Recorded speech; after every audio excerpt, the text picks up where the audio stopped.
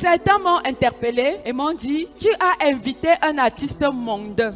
Et l'artiste est arrivé dans ton restaurant. Et cet artiste a chanté. Alors, toi qui es lumière, tu t'es mélangé aux ténèbres. Pourtant, il est écrit que la lumière ne se mélange pas aux ténèbres. Tu as invité un artiste mondain et tu t'es mélangé à lui. Alors, toi-même, tu es devenu ténèbres. Je ne voudrais pas me justifier par rapport à cela. Mais ce que je sais, j'ai eu le privilège de le recevoir chez moi. Alors pendant qu'il était dans ma maison, il est venu avec une forte délégation de près de 30 personnes. J'ai dit, vous êtes dans la maison d'un pasteur. Et personne ne peut entrer dans cette maison sans avoir les cadeaux du pasteur.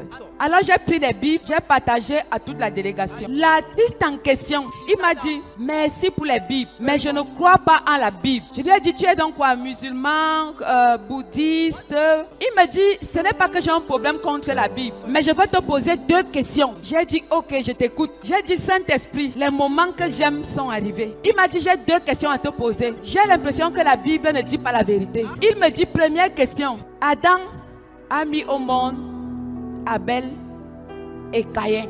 Quelque temps après, on dit Caïn connut sa femme. Il me dit, sa femme sort d'où? Qui peut répondre à cette question? Je pense que c'était sa soeur. Est-ce qu'on peut acclamer? Dans la Bible, Dieu faisait cas des personnes qui doivent marquer l'histoire. Beaucoup de personnes sont nées, mais on n'a pas fait cas de ces personnes. Parce qu'il n'y avait pas tellement d'importance. Adam et Ève ont eu des garçons et des filles. Mais comme il y avait une histoire à raconter entre Caïn et Abel, c'est pour cela que vous ne connaissez que Caïn et Abel. Mais il est évident qu'il y a eu des filles. Et il m'a dit, maman pasteur, tu veux me dire que Caïn a coupé sa soeur? J'ai dit oui, Caïn a coupé sa soeur parce qu'à ce moment-là, il n'y avait pas encore de loi qui interdisait l'inceste. Voyez comment Dieu a évolué avec l'homme, avec le temps.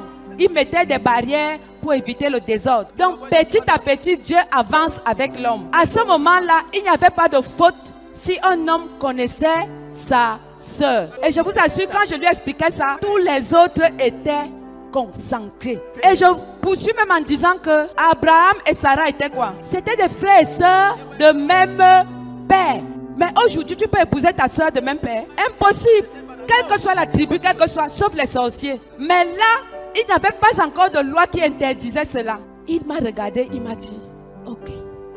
Frères et sœurs, vous voyez, donc dans la Bible, on raconte l'histoire des personnes qui impactent. Si tu veux qu'on raconte ton histoire, fais des choses impactantes. Sois une femme ou un homme d'impact. Afin que quand tu partiras de ce monde, que la Bible mette ton nom dans l'histoire.